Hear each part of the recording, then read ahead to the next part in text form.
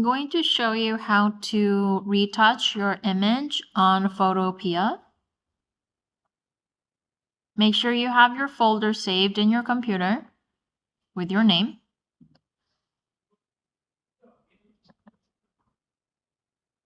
And in each folder, under Selected Works or Sustained Investigation, locate the image you want to edit. Now you have downloaded your original image from Google Drive from your portfolio folder. You are going to rename it.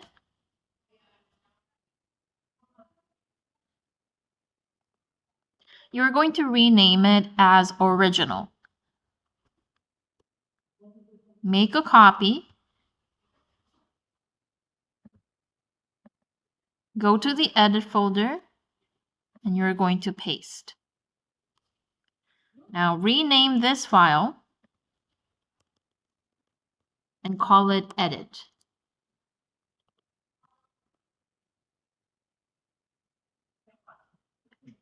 Now go to your internet browser and open Photopea. Once you have Photopea up on your browser, click on Open from Computer. Locate the file you want to edit. Open.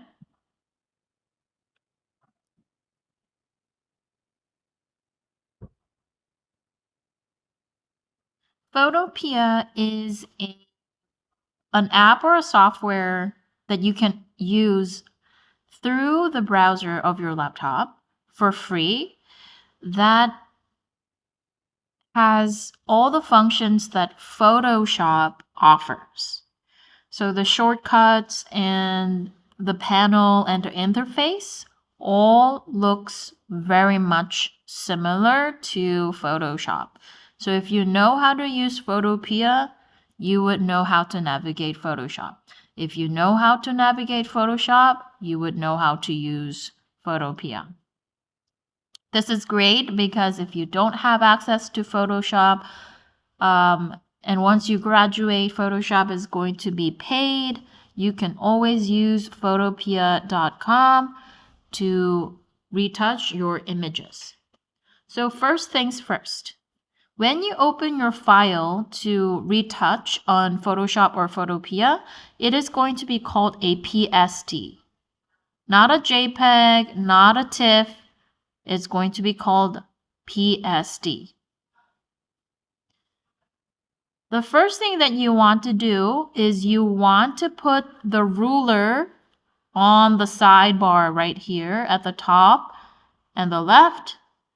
And also when you put the ruler on, it will show you the percentage of your image in regards to the size on the screen. Right now, this size is 12.50%. If you zoom in,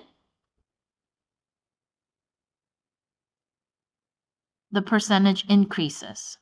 Now, this is important because you always want to make sure how your image looks at 100%. Especially when you are using tools like sharpening, you want accuracy in regards to the pixels within the 100% size. Which means that DSLR cameras are able to pack more pixels, high resolution pixels on a picture versus a crappy phone.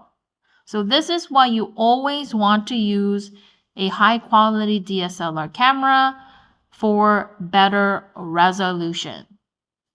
So how do you toggle the ruler? You go to View, and there's the ruler bar over here. If you uncheck it, the ruler disappears.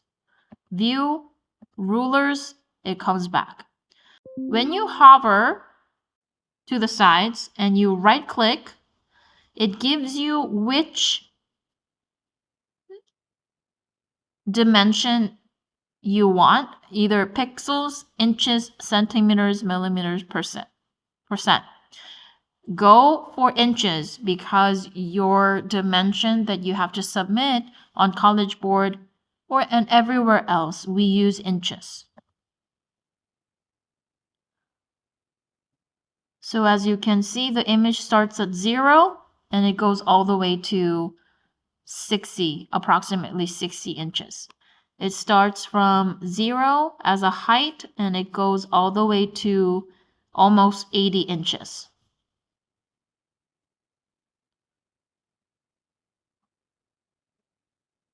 Now, following the image checklist,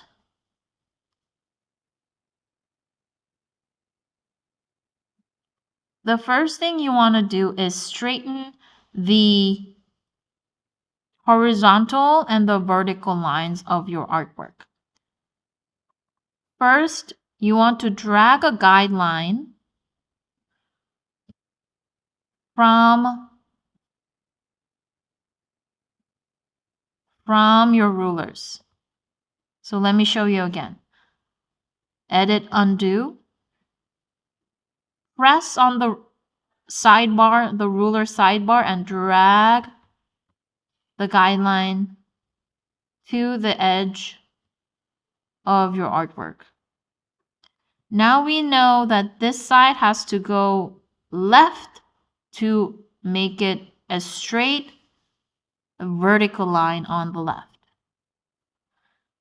Here I'm going to drag a guideline from the top. Whether you put the guideline on the right side or the left side corner of your artwork, it does not matter. If you put it on the top, you're going to drag the left corner up.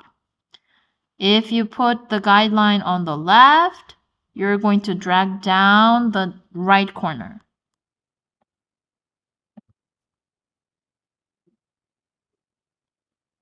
You want to put the guides on all 4 corners.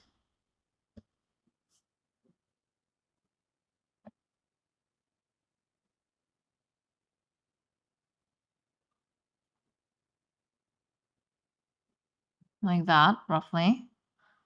Okay, so you're going to go to Edit, Transform, Distort. And now pick one corner of the image. I'm going to pick this one. And drag the image corner so that the edge of the artwork on your image is flush or laying on top accurately with the guide. Let's zoom in a little bit more to make sure that it is accurately on top of the guideline. Okay, so we need to move this corner just a little bit. We're going to crop out the background, so if it eats up into the artwork a little, that's totally fine. So work all of the corners. Okay. I need to bring up the left bottom corner up. I'm going to drag this down because the metal easel is getting in the way.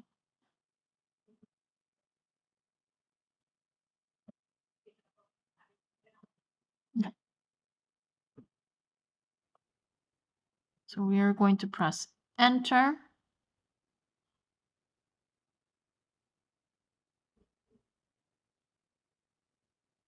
If you want to see the before and after, you can go to History over here.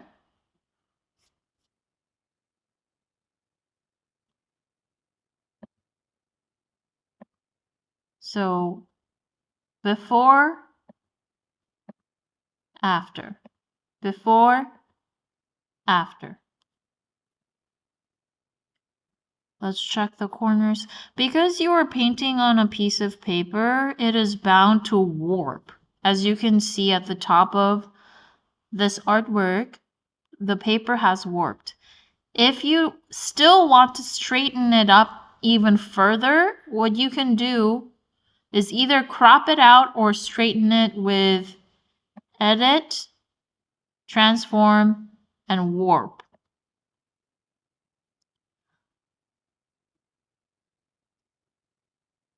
Compared to the other transforms, the warp is different because they give you extra handles, 2 handles in the center.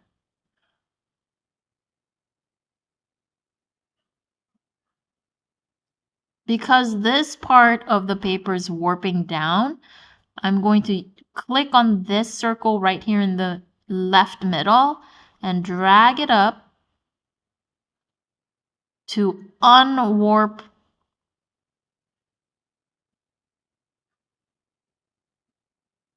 as much as I need. Okay.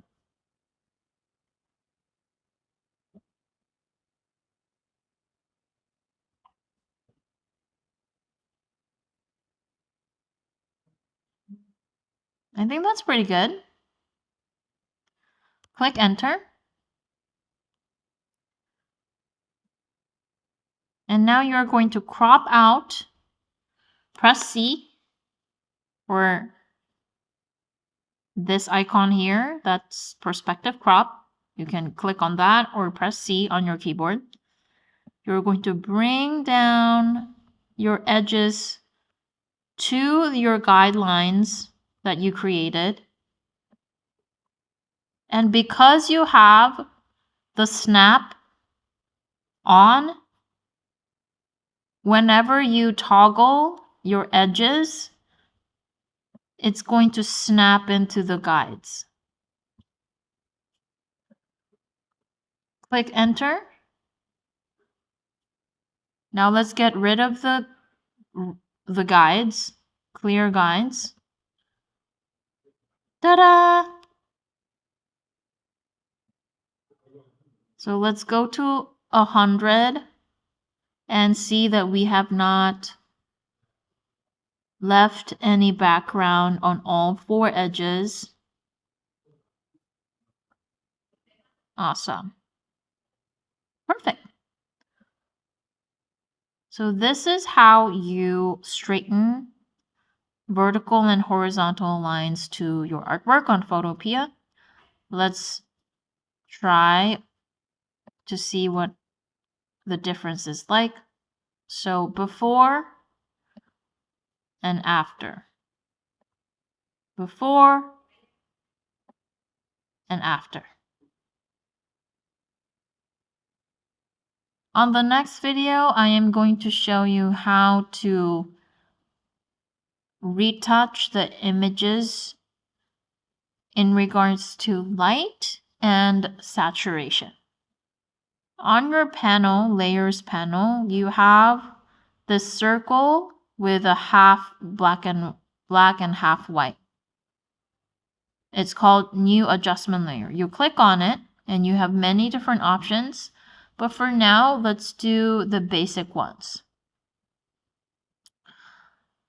Obviously, you can do brightness and contrast, but that's very limited. All you can do is just brighten it up, lower it down. It doesn't give you flexible choices in regards to what you can do. So, yes, you can use this, but I'm going to uncheck the eyeball. So if you check the eyeball, whatever changes you've made to this layer, brightness and contrast, it's on. If you check the eyeball and it disappears, it means that the changes to your brightness and contrast is off. So I'm going to turn it off for now and go to new adjustment layer, go to curves. Now, curves gives you more control over which areas you want to brighten and which areas you want to darken. This square right here has the information of where in the spectrum of light to dark most of the information lies.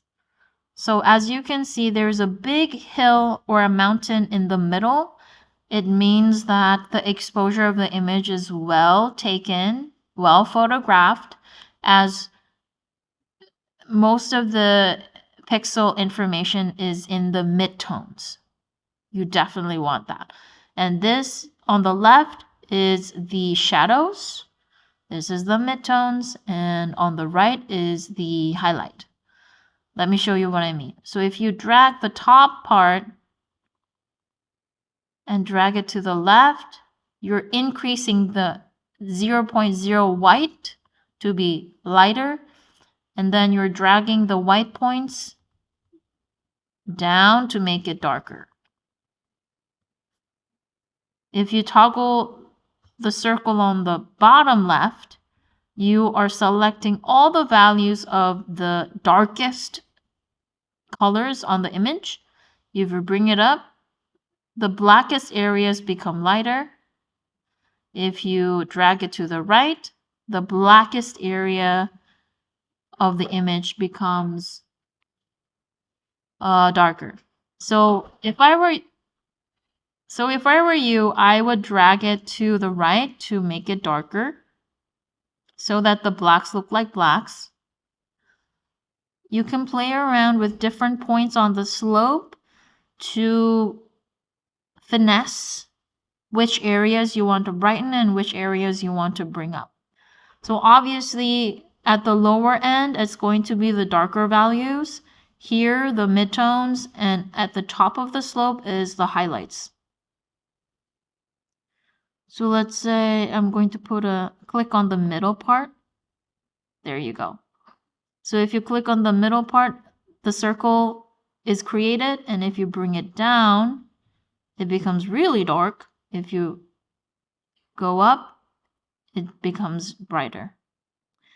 For the purposes of what this artist was trying to communicate in regards to this artwork, I'm going to bring it down just a little bit to create this moody effect of the aftermaths of a war. And then I'm going to create another point between the midtones and the shadows to see which areas it's targeting. Okay, so I might want to bring just a tiny bit down so that the blacks become more black, but don't overdo it, just a little bit, tiny points, little points. And then maybe I might put a point for the highlights and see what happens if I bring up the highlights.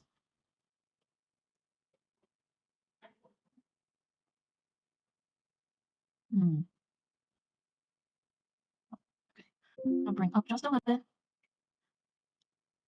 Okay. Next, you want to go to another adjustment layer.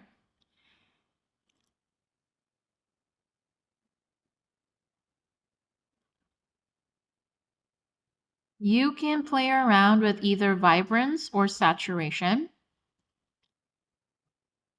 So the difference between vibrance and saturation, my friends, is that when you play around with saturation and you increase the saturation of the colors, it increases all of the saturation of all the colors. So let's say if I move it to 100, it will look too saturated because every color on the spectrum of the image is going to crank up all at the same time. It does not look good. And especially with the orange and the skin tones. If you have images with skin tone, it's going to really mess up with the colors itself. And obviously, if you bring it down to -100, there will be no colors left.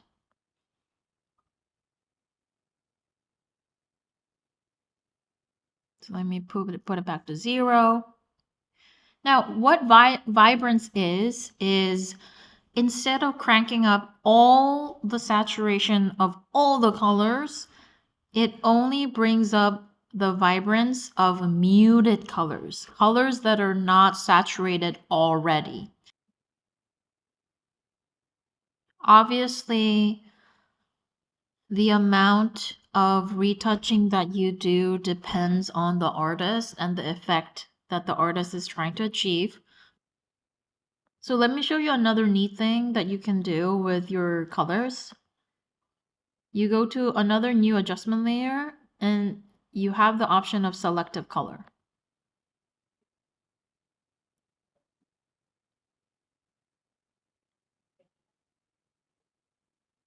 Okay. So what selective color does, it separates all of the colors into different channels of red, yellow, green, cyan, blue, magenta, white, neutral, black. And under each color, you have the option to increase or decrease the cyan, magenta, yellow, black of the chosen color. So play around with toggling the cyan, magenta, yellow, and black. Let's see what happens if you increase the cyan.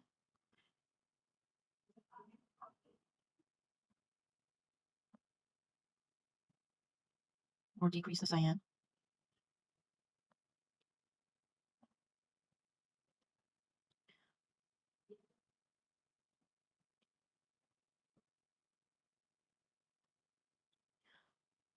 Because I kind of, so when you have different options of colors, um, so when you open selective color, you have many different types of colors that you can play around with, increase or decrease. For me, I want to especially work with the greens and the blues because I feel like the blues can be a little bit more punchier and the green can be a little bit more punchier as well. So I'm going to move to cyan because the different colors of blue is cyan and blue.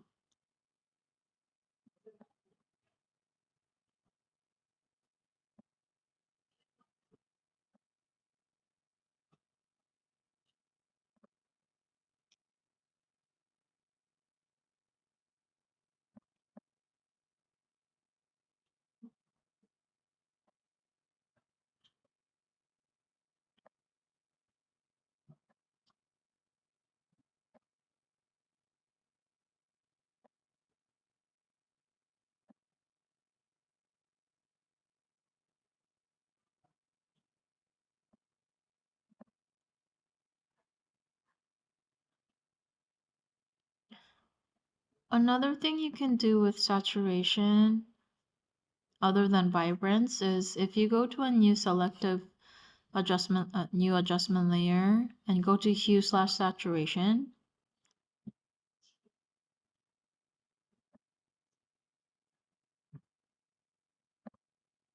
you can select different colors of your image to increase or decrease the hue, saturation, and the lightness. I personally want to see what happens if I increase the saturation for the blues of the sky and the green. I want the green of the tank to pop up a little bit more, so let me see what happens if I just increase the green.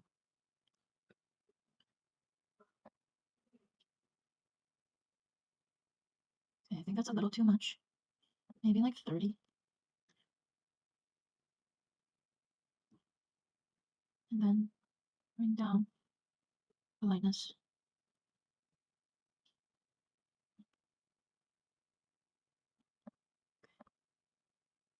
Before, after. Okay, let's see what happens if we increase the saturation.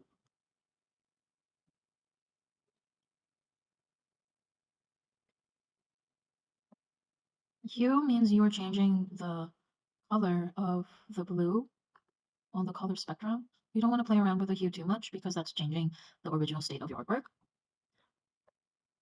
So I'm just going to put it at a 0. Once you're done with your editing, you have to save. If you look at the star asterisk next to your file name, it means that it's not saved. And you don't want to do that because imagine you're working on a file for 3 hours and for whatever reason the computer shut down.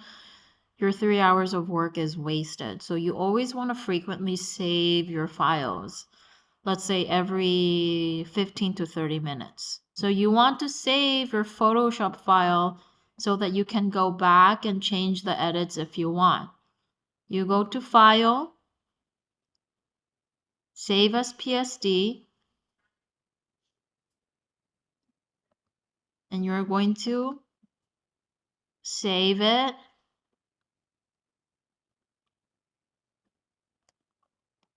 as a PSD.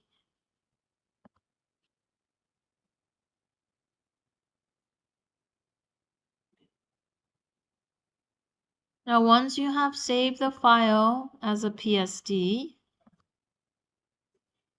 now what you're going to do, you're going to flatten the PSD file to get rid of all these fixes that you made into one layer, which reduces the file size. So you go to Layer, scroll down, and Flatten Image. Now that you have flattened your image, you're ready to export your file.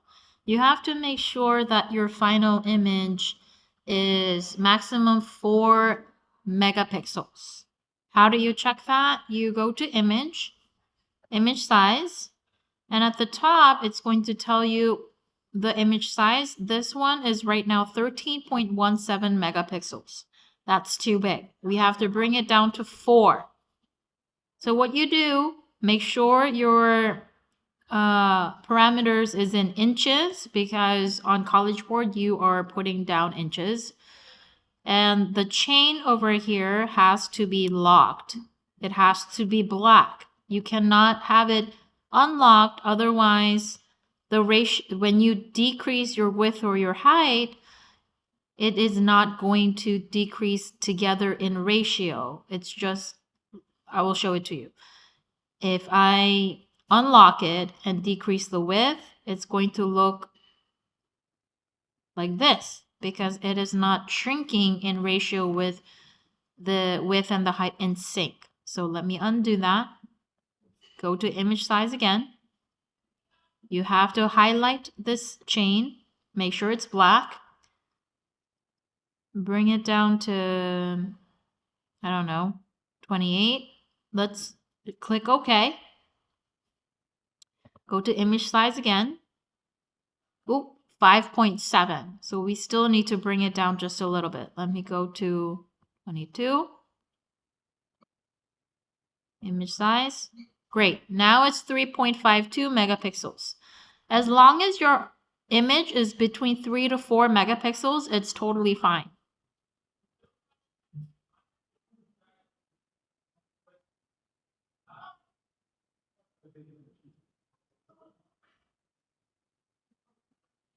Okay. Now you're ready to export. You're going to go to File, Export As, and JPEG. If you have a file that is HEIC or any other types of file format, this is the way to change the file format so that you can upload it to College Board. Usually, most 99.9% of browsers will accept JPEGs. So you click on JPEG. Make sure the quality is not at 70 or 50. It's always should be at 100. 3.6 megabytes. So we are good to go. 100 quality, and then you click Save.